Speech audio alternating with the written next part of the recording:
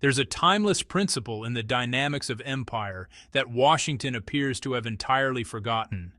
You cannot plunder a nation's wealth and brand it as liberation. You cannot abduct a head of state and characterize it as justice. And you cannot assault a sovereign country and anticipate global applause for your righteousness. What the United States just executed in Venezuela wasn't a triumph. It was an admission that the American empire has arrived at a point of such desperation that it must discard all pretense of the rules-based international order it spent 8 decades constructing. On January 3, 2026, at approximately 2 o'clock in the morning local time, the night sky above Caracas exploded into chaos. More than 150 American military aircraft roared through Venezuelan airspace. Detonations shook the capital. The city's lights sputtered and went dark as American forces demonstrated what Trump would later describe as a certain expertise we have in disabling critical infrastructure. And within 30 minutes, a ground assault team had extracted Venezuelan President Nicolas Maduro and his wife from their fortified residence inside Fuerte Tiuna, the nation's most secure military installation. By sunrise, Maduro was aboard the USS Iwo Jima, en route to New York to face narco-terrorism charges. President Trump appeared before cameras at Mar-a-Lago, proclaiming it one of the most stunning, effective, and powerful displays of American military might and confidence in American history. He announced the United States would run the country until further notice. But here's what Trump didn't disclose. Here's what the American media conveniently neglected to emphasize. Just hours before that raid, Maduro had been seated across a negotiating table from Qu Xiaoji, China's special envoy for Latin American affairs. They were reaffirming their strategic partnership. They were discussing petroleum exports. They were constructing what Maduro termed a multipolar world of development and peace. The timing wasn't accidental. It was a signal. And that signal wasn't transmitted by Washington. It was transmitted to Washington. Because what transpired in Venezuela isn't merely a military operation. It's the final disintegration of the post-World War II international framework. It's the moment where the United States announced to the world that international law is optional, that sovereignty is negotiable, and that any nation positioned atop resources America desires should begin watching its back. But in issuing this declaration, Washington has delivered China its most significant diplomatic victory in the Western Hemisphere. They've validated every assertion Beijing has ever articulated about American hypocrisy, and they've accelerated the collapse of the very financial architecture that sustains the American economy. I'm Dav, and this is Hems Reports. Today, we're going to examine what genuinely occurred in Venezuela.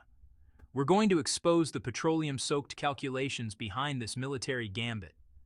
We're going to analyze how China positioned itself to profit regardless of the outcome.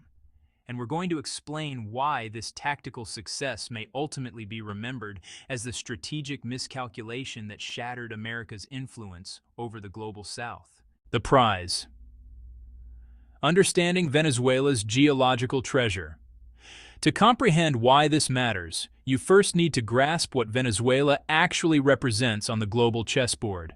Forget the political narratives for a moment. Forget Maduro. Forget the allegations of narco-trafficking and electoral fraud. Examine the geology. Venezuela sits atop approximately 303 billion barrels of proven petroleum reserves. According to OPEC's 2025 annual statistical bulletin, that makes it the largest oil repository on the planet. Larger than Saudi Arabia's 267 billion barrels. Larger than Iran, Canada, and Iraq combined. Nearly 18% of all the oil on Earth lies beneath Venezuelan territory. Most of this petroleum is concentrated in a geological formation called the Orinoco Belt, a massive deposit stretching 600 kilometers across the country's central interior. The United States Geological Survey estimates this single region could contain up to 1.4 trillion barrels of heavy crude in total deposits. Even conservative estimates place recoverable reserves at nearly 400 billion barrels. Now here's the critical detail that transforms everything. Venezuela's oil isn't like Saudi Arabia's oil. It's not the light, sweet crude that flows effortlessly and refines economically. Venezuela produces heavy, sour crude. It's dense, viscous, and saturated with sulfur. It demands specialized refineries to process. It requires expensive infrastructure to extract. And critically, it requires specific machinery that exists in only a handful of locations on Earth. The massive refinery complexes along the American Gulf Coast were constructed half a century ago specifically to process this type of heavy crude. When the United States discusses energy independence, they conveniently omit this detail. Yes, America produces enormous quantities of oil from its shale formations, but that oil is light, sweet crude.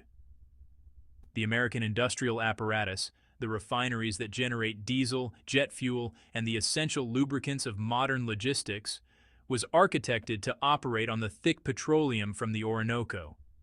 For decades, this created perfect symbiosis. Venezuela extracted, America refined, everyone profited. But then came Hugo Chavez. Then came the nationalizations. Then came the sanctions. And then came China. China's 25-year strategy, building an unbreakable position. The relationship between Beijing and Caracas isn't a recent phenomenon. It didn't materialize as a reaction to American pressure. It was, deliberately cultivated over 2 decades as a component of China's grand strategy to secure resource access throughout the global South. In 2001, Venezuela became the first Hispanic nation to sign a strategic development partnership with China. That was 25 years ago. Since then, the relationship has evolved through multiple stages. From strategic partnership to comprehensive strategic partnership, and finally to what both nations now characterize as an all-weather strategic partnership. What does that partnership look like in concrete terms? According to data compiled by the Council on Foreign Relations, China has extended nearly $60 billion in state loans to Venezuela since 2005. That's nearly double what China has loaned to any other Latin American nation. Most of these loans were structured as oil for financing agreements. Venezuela received the capital it desperately needed. China received guaranteed petroleum shipments and established a foothold in America's traditional sphere of influence. The China Development Bank and the Export-Import Bank of China became Venezuela's primary lenders when Western institutions closed their doors. They funded infrastructure development. They constructed railways. They built telecommunications networks. They essentially replaced the role American capital once performed in the region. But the investment was never solely about financing. It was about positioning. China National Petroleum Corporation, the state-owned energy giant, established joint ventures with Venezuela's state oil company, PDVSA. The most significant of these, Petrocinoven, was formed in 2008 to develop the extra-heavy crude deposits of the Orinoco Belt. This wasn't a minor arrangement. This was China securing direct access to the largest petroleum reserves on the planet. According to recent analysis, approximately 85% of Venezuela's total crude production is now destined for Chinese refineries.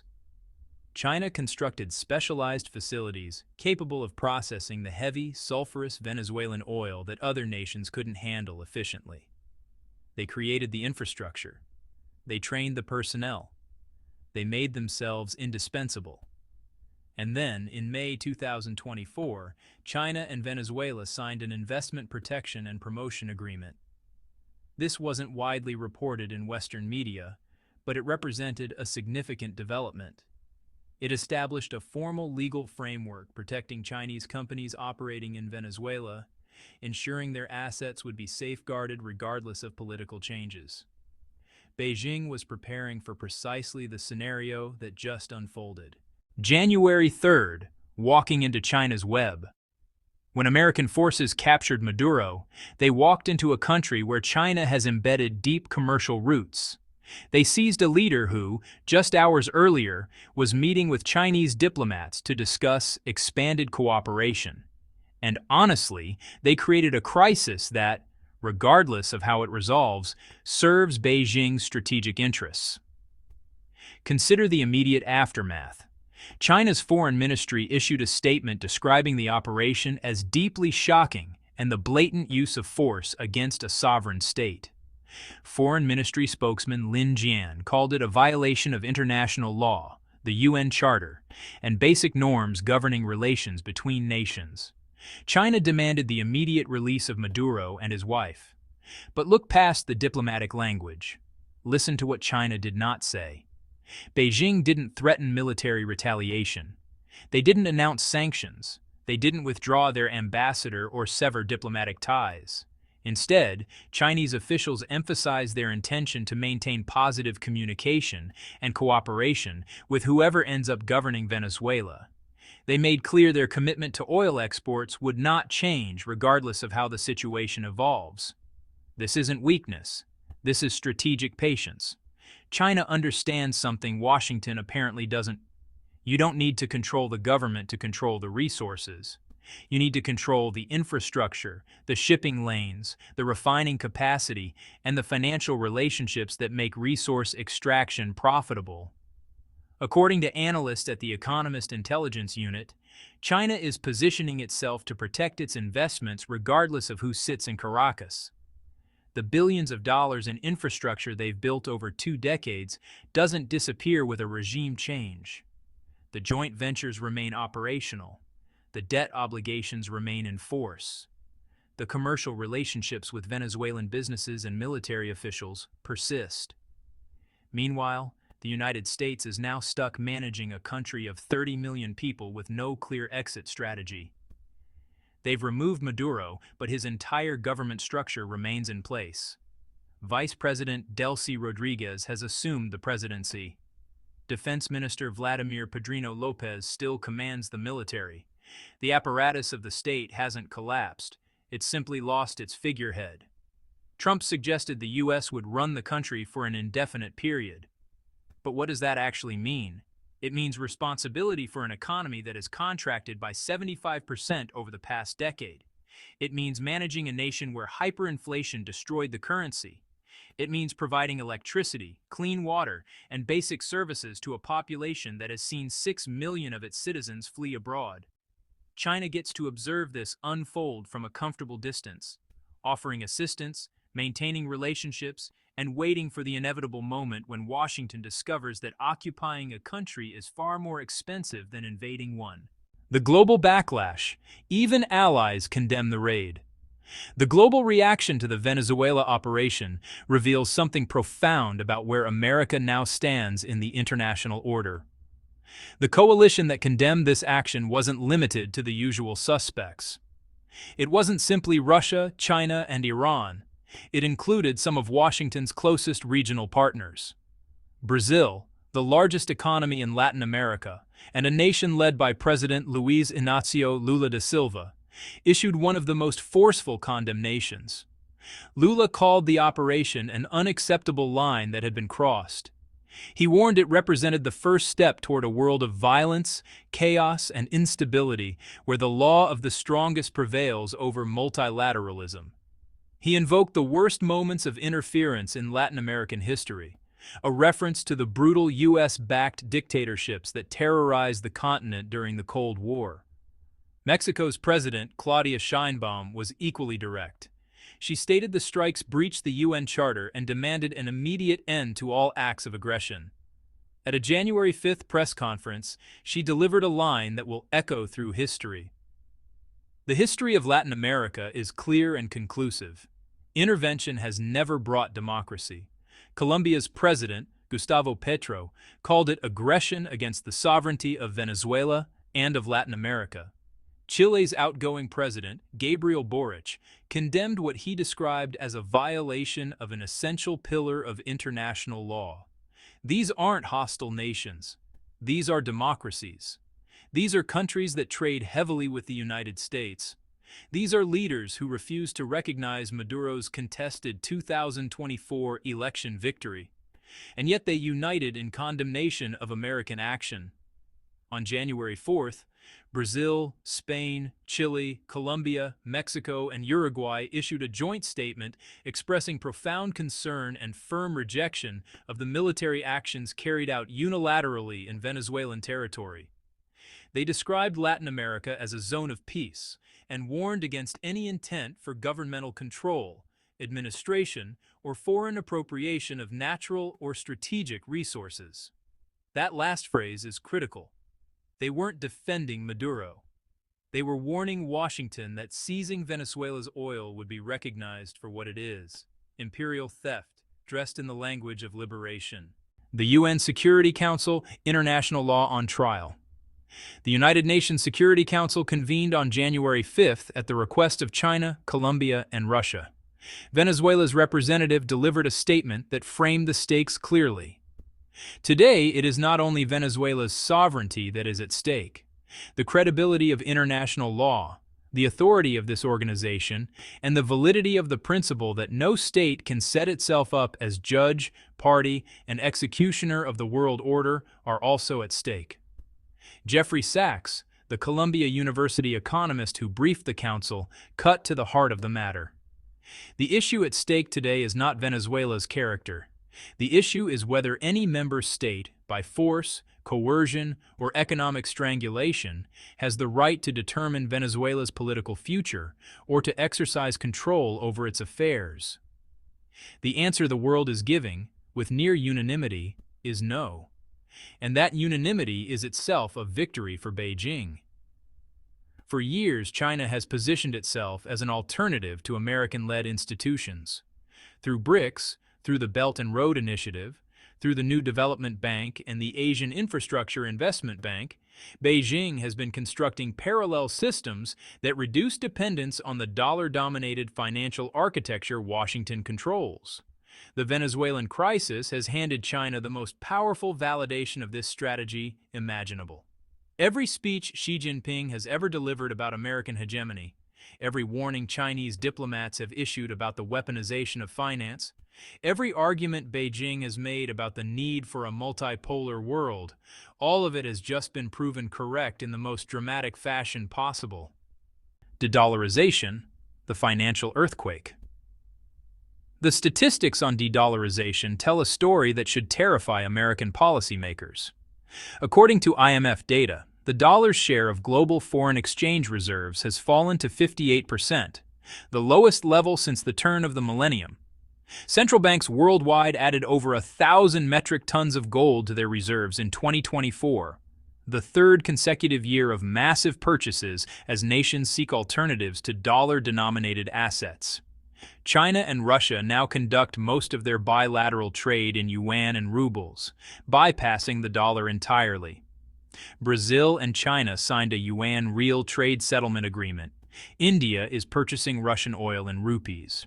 And perhaps most significantly, Saudi Arabia, the kingdom whose 1974 petrodollar agreement created the architecture of American financial supremacy, has begun accepting yuan for oil sales. The addition of Saudi Arabia, Iran, the UAE, and other major oil producers to the BRICS framework means the bloc now includes nations responsible for roughly 40% of global petroleum output. If these nations increasingly price their oil in currencies other than dollars, the artificial demand that has propped up American financial dominance begins to evaporate. And what has the United States just demonstrated to every one of these nations? That if you defy Washington, if you dare to price your resources outside the dollar system, American forces might show up in the middle of the night to drag you from your bed. Saudi Arabia is watching. The UAE is watching. Every resource-rich nation in Africa and Asia is watching, and they're all reaching the same conclusion. Holding dollar assets is now a vulnerability, not a strength. American promises of security are conditional on obedience, and the only protection from American power is to build systems that operate outside American reach. China's cross-border interbank payment system now links 4,800 banks across 185 countries.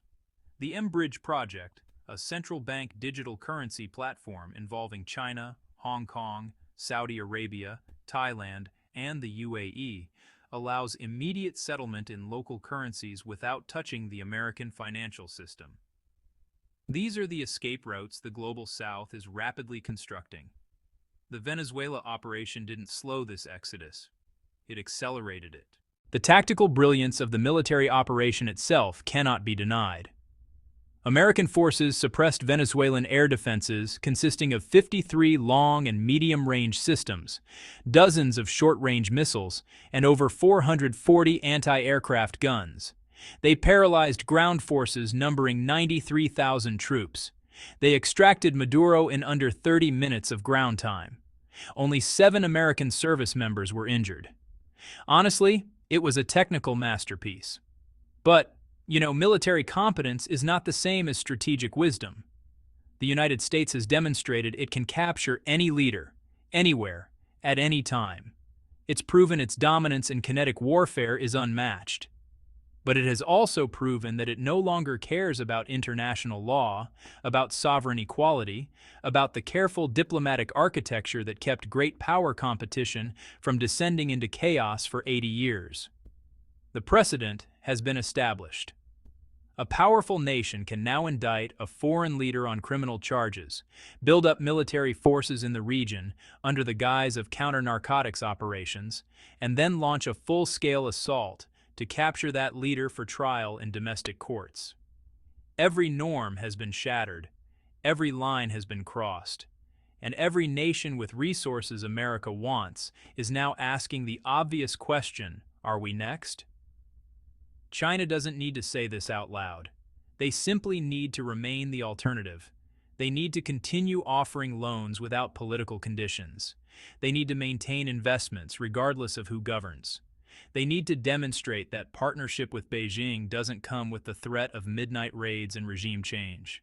Trump told Fox News the operation was partly motivated by claims that Venezuela had stolen oil from American companies during the nationalizations of 2006 and 2007.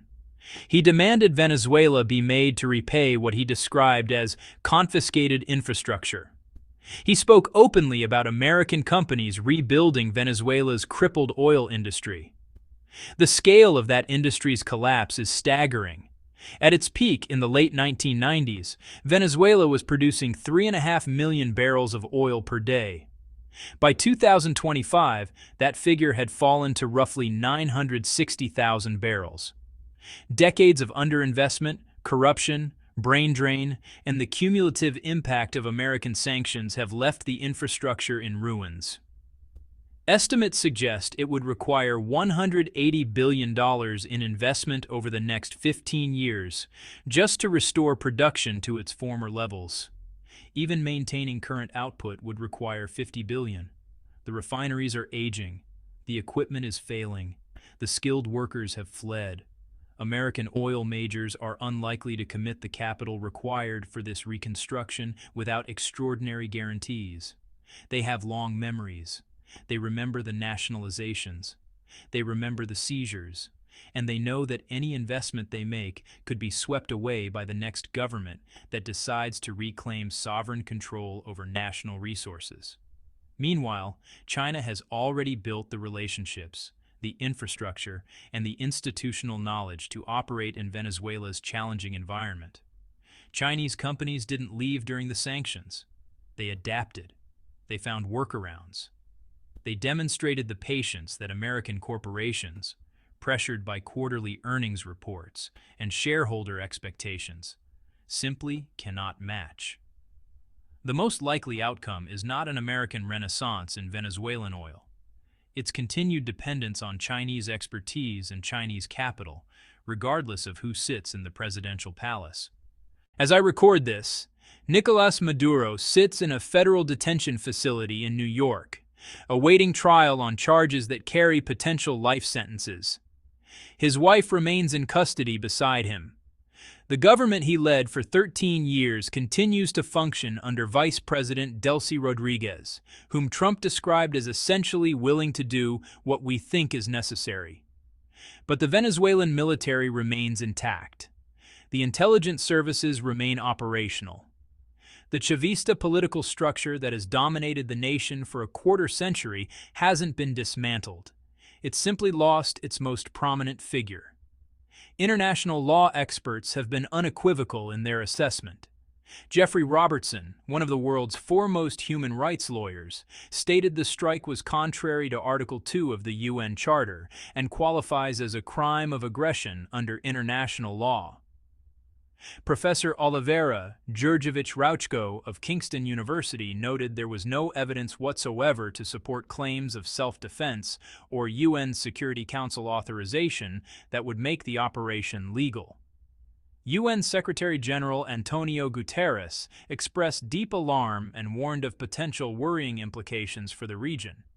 His spokesperson stated clearly that the rules of international law have not been respected, but international law only matters if it's enforced. And who enforces international law against the nation that controls the enforcement mechanisms? This is the question China has been asking for years. This is the question the Global South is now answering by building parallel institutions and alternative systems that don't rely on American goodwill. The lessons of Venezuela will be studied for decades. Military academies will analyze the technical execution of Operation Absolute Resolve. Diplomatic schools will examine the unraveling of regional alliances. Economics departments will trace the accelerating collapse of dollar supremacy back to this moment when the United States abandoned all pretense of operating within rules. For China, the victory isn't in Venezuela itself. It's in the validation of their worldview. It's in the demonstration that American partnership comes with strings attached, or chains attached, or bombs attached. It's in the quiet conversations happening right now in capitals from Riyadh to Brasilia to Jakarta, where leaders are reconsidering their assumptions about who they can trust. The United States wanted to isolate Venezuela. Instead, by acting with such brazen disregard for international norms, they have isolated themselves. They have proven that strength without legitimacy is merely violence. They have shown that a nation willing to bomb its way to resources will eventually run out of allies willing to look the other way. China doesn't need to fire a single shot. They simply need to wait and build and offer an alternative. They have spent 25 years constructing relationships across the global south.